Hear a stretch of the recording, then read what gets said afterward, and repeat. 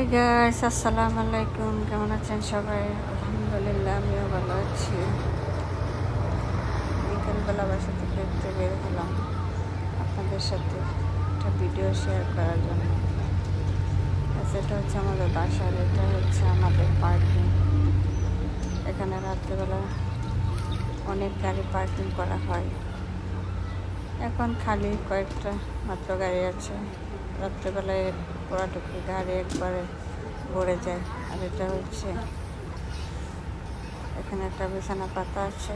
এখানে আপনার যারা পাহারাতে আমাদের দুজন লোক আছে, একজন মহিলা, একজন পুরুষ, দুজন স্বামী স্ত্রী এখানেই থাকে।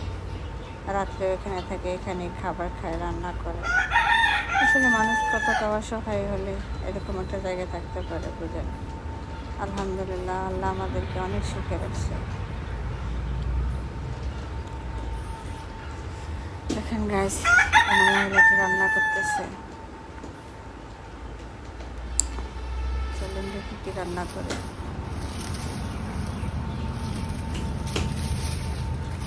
কি রান্না? এখানে উনি আলু ভাজি করছে ভর্তা করার জন্য, আর সবজি রান্না করবে।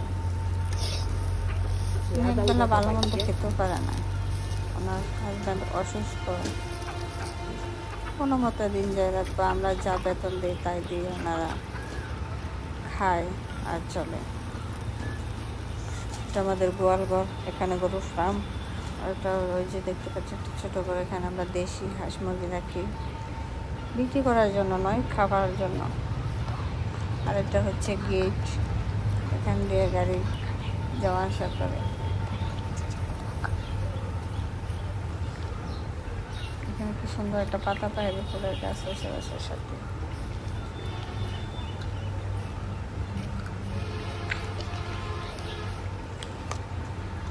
আর মানুষের জীবন কত বিচিত্র, তাই না? এভাবে খোলা জায়গায় থাকতে হয়, ঝড় বৃষ্টি, রোদ গরম